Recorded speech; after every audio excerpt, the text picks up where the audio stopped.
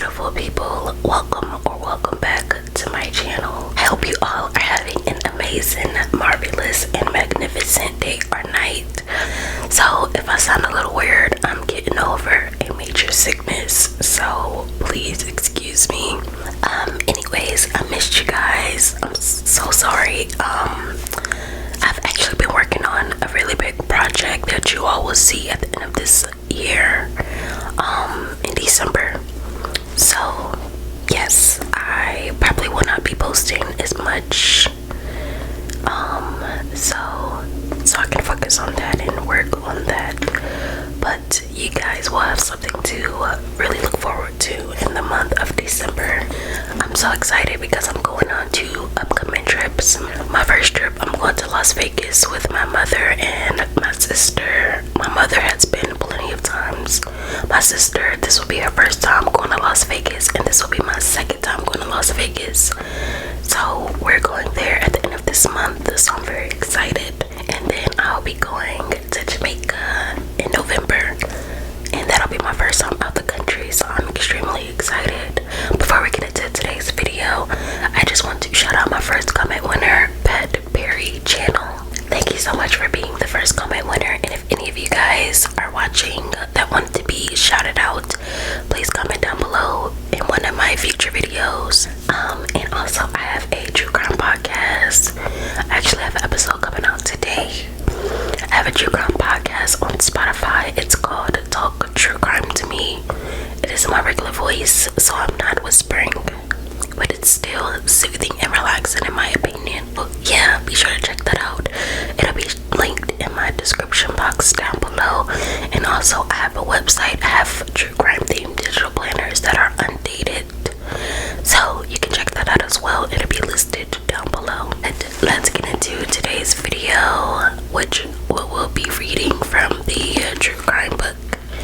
So sit back, relax, grab a snack, some water, some wine, anything that warms your little heart, and enjoy some crime time. Warning, this video may contain details of graphic content. This channel is for mature audiences only. Some viewers might find this disturbing. The date was April 21st, 2013. A jury in the Morrison County Courthouse listened to a chilling tape recording that had captured the sounds of 2 teenage girls being slain. The city of Little Falls, Minnesota is located in Morrison County. One of its residents, 65-year-old Byron Smith, was a defendant on trial. A military vet, Byron was becoming increasingly frustrated at his home and had burglarized 8 times in the last few years. On Thanksgiving Day 2012, he decided he was going to put an end to it. He got in his truck, pulled out of his driveway, and parked further up the street. He wanted to create the impression that he was not home. He grabbed his .22 caliber pistol, a paperback book, a bottle of water, some energy bars, and proceeded to head to his basement. He positioned a chair toward the rear of the basement between 2 large pieces of furniture. Perched in his chair, he had a clear view of the bottom of the stairs. Byron ate one of the energy bars, had some water, and waited. As Byron was reading his book, he heard something that sounded like glass breaking. Next, he heard footsteps coming down the stairs. He pointed his gun and waited until 17-year-old Nick Brady came into view. Byron pulled the trigger and shot Nick, who was standing halfway down the stairs. Nick fell down the stairs, his body landing on the basement floor.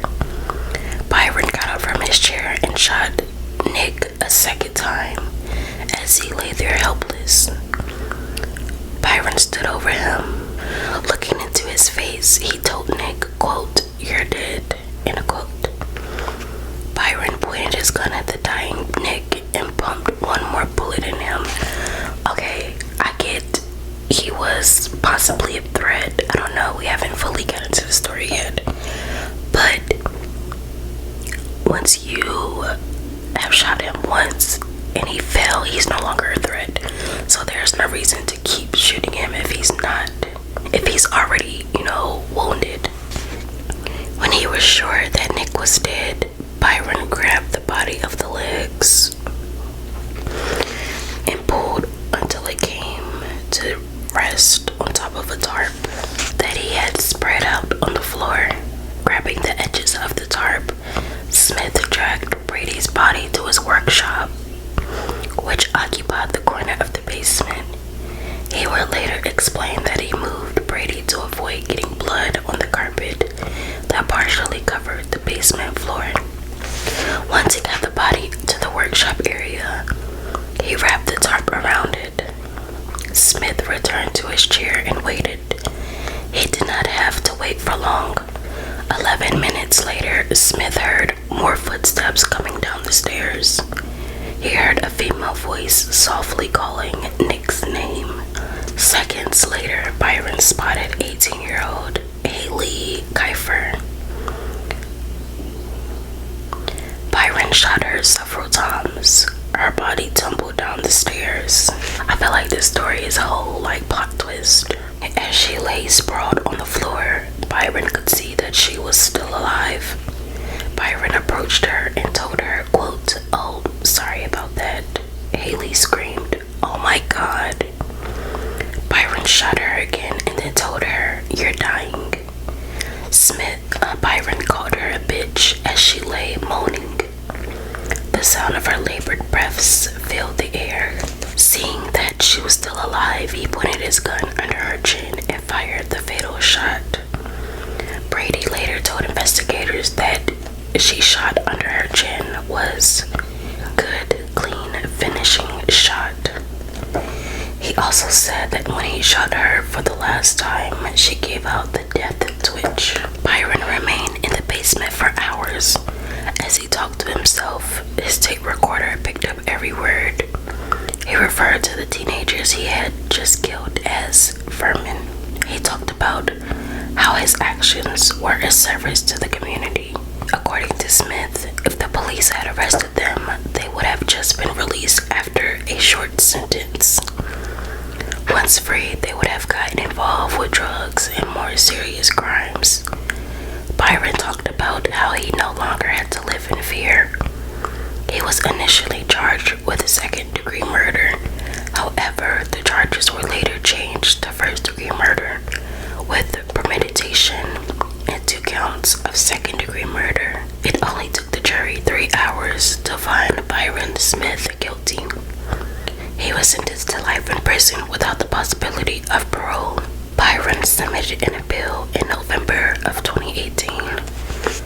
So I didn't even see what year did this take place in.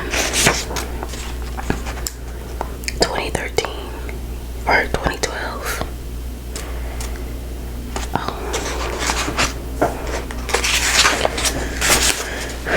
Well, that was the ending of our first story. So we're going to move on to the next one. December 7th, 1987, investigators from the National Transportation Safety Board were searching for the remnants of Pacific Southwest Airlines Flight 1771, which had crashed near Cayucos. Cayucos is a beach town in San Luis County in California. The investigators were searching the hillside when they discovered the remains of a handgun containing 6 shell casing. A piece of a finger was attached to the gun's trigger guard. They also found an air sickness bag with a note scribbled on it. Quote, "Hi, Ray. I think it's sort of ironical that we end up like this. I asked for some leniency from my family, remember? Well, I got none and you'll get none," end quote. And a list of the finger by the Federal Bureau of Investigation revealed it belonged to David A. Burke.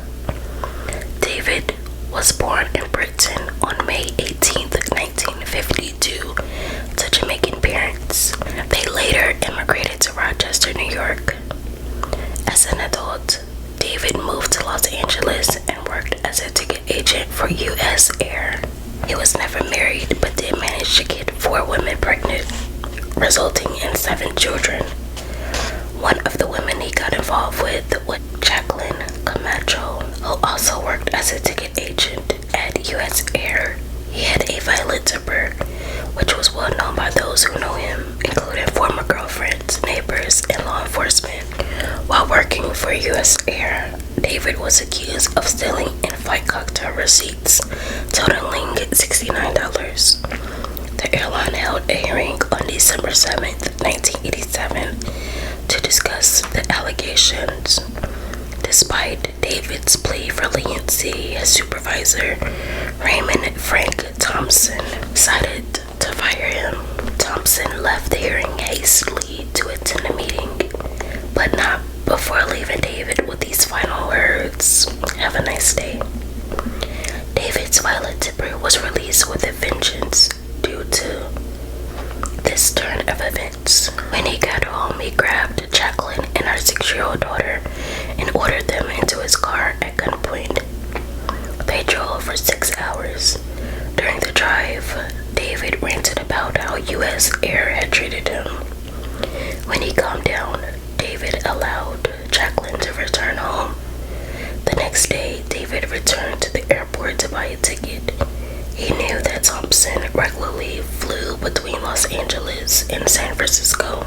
Even more specifically, he knew that Thompson would be taking PSA Flight 1771 that day. He had decided to teach Thompson a lesson for his lack of leniency. Before boarding, David called Camacho on his cell phone. He got her voicemail and left the following message: "Jackie, this is David. I'm on my way to San Francisco, flight 1771. I love you. I really wish I could say more, but I do love you." End quote. David's employer, Pacific Southwest Airlines, had made a tragic mistake due to an oversight. They had not forced him to surrender his U.S. Air credentials when he was fired. Their mistake allowed Burke to bypass security checkpoints and board the plane with a .44 Magnum revolver. So I think they thought he was a U.S. Air employee, but he wasn't, which he had borrowed from a co-worker. Flight 1771 departed Los Angeles at 3:30 p.m. The flight to San Francisco would take 72 minutes. David found his seat, reached for the air sickness bag in front of him, and wrote a note on it. Passengers were advised that they could unbuckle their seatbelts at 22,000 feet. David left his seat and walked to where Thompson was sitting. He gave the startled Thompson the air sickness bag and then made his way to the lavatory. He closed the door behind him and withdrew the gun that he had hidden under his clothing. He loaded it and stepped out the lavatory. Passengers screamed as David made his way down the aisle toward the horrified Thompson. David shot him twice and then made his way to the cockpit. The pilot, 44-year-old Greg Lindemood, was at the controls. His co-pilot, 48-year-old James Nunn, was radioing air traffic control to inform them he had heard shots outside the cabin. Right at the moment, David burst into the cabin. He shot Greg and James once each. Greg was killed instantly, while James was incapacitated.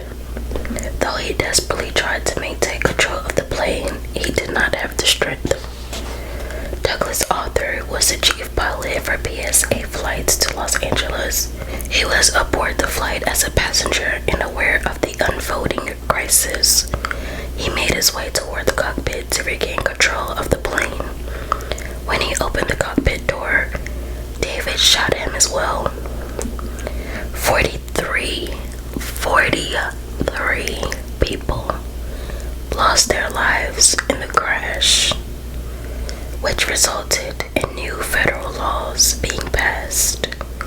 The legislation requires airlines to seize credentials from all terminated airline and airport employees immediately. Additionally, it requires such employees to pass the same security measures as passengers. Well, David Burke, you made history. Wow, I can't even remember what date this was in. I think it was 19 something. Oh, 1987. So, I mean, we're right at 18 minutes. So, should I read one more story? So, we're done with our second story. We're going to read our third story. Burke has a population of only 141,000. The Texas city became infamous on October 16, 1991. I think I know what this is about. I feel like I covered this story before. Killeen, Texas. On that date, it was the focus of what would become the fourth deadliest massacre by a single shooter in U.S. history. Yep, I covered this. I knew this sounded familiar. As 35-year-old George Hennard unleashed years of anger on a Luby's restaurant.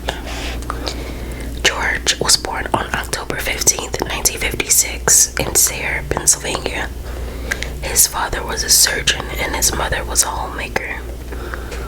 George was the oldest of 3 children. Family later moved to White Sands, New Mexico, where his father worked at the missile range. He graduated from Mayfield High School in 1974, after which he joined the Navy. He was honorably discharged after serving 3 years and quick to join the Merchant Marines. For George, being SC was a way to avoid people. He held grudges against people, especially toward women and minorities. Hennard's life took a turn when the Merchant Marines fired him in 1981. His employer had received notice that George had been fined for using marijuana. George was a time bomb waiting to explode. Those he worked with knew he had a volatile temper. He would frequently throw things and punch holes in the walls when he was angry. George was also a loner. His former supervisor said that he never saw him socializing with anyone while working as a merchant marine. His neighbors often reported him yelling and screaming late at night. The police frequently received calls from him.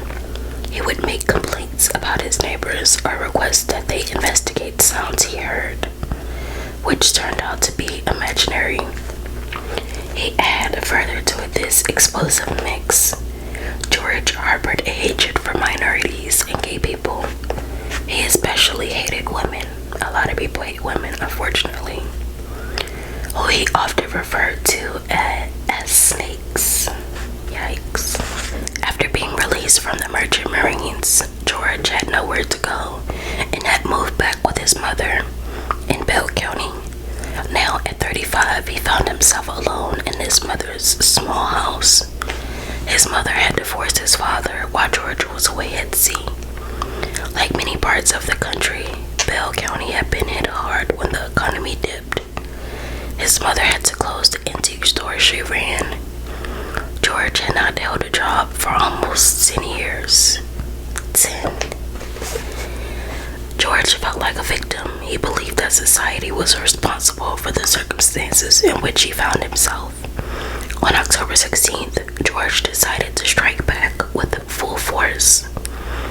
He armed himself with a Glock 17 semi-automatic and a 9mm Ruger P89 pistol. He got in his blue 1987 pickup truck and took Highway 91 to Killeen. Luby's was a popular place to eat for the locals. However, there was an exceptionally large crowd on this particular day because it was Boss's Day. Many people were out with their bosses. Oh, okay. George pulled up to the restaurant just before 1 p.m. He placed his truck so that it was facing the restaurant's large main window and hit the accelerator. As his truck barreled through the window, broken glass went flying. Several people and tables were thrown in the air by the truck's impact. The truck did not come to a standstill until it reached the center of the restaurant. Screams and crying filled the air as people took refuge under their tables.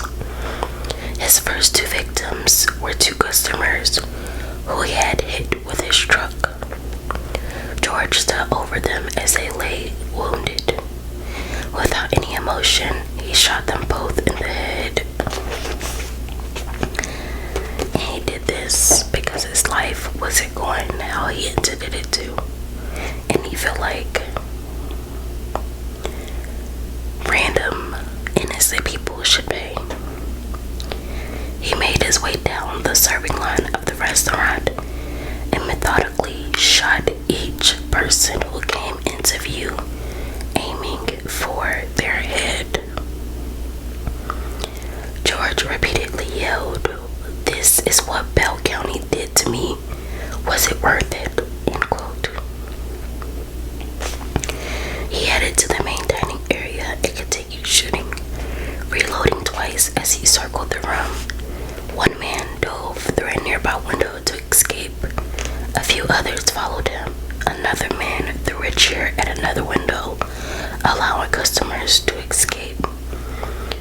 Two customers hid, one inside a walk-in fridge and another inside an industrial dishwasher. One by one, George picked off the patrons until he came across an old woman. She was kneeling over her dead husband, as though trying to protect him. George shot her in the head. He moved on to the next table. Oh my God.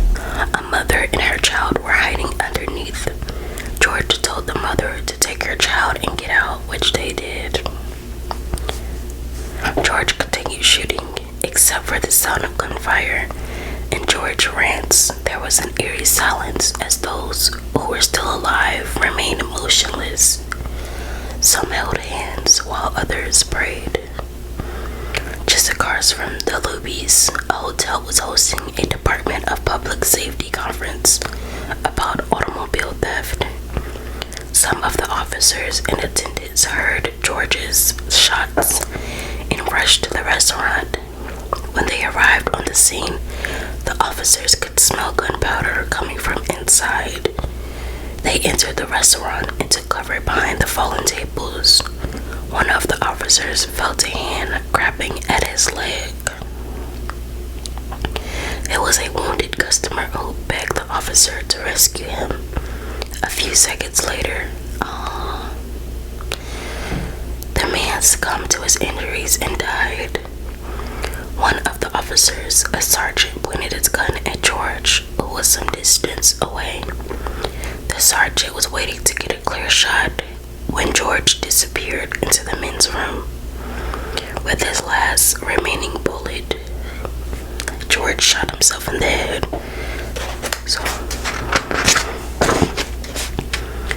With George dead, the officers surveyed the gruesome scene surrounding them. Dead bodies were piled on top of each other, and the floor was covered with blood, broken glass, and bullet shells.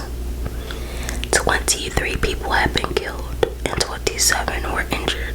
So, like I said, I did cover that case about almost 3 years ago. So I will leave that in the card somewhere or in the description box below if you wanna hear the full in-depth story. So thank you guys so much for watching, and I love you guys, and I'll see you in my next video.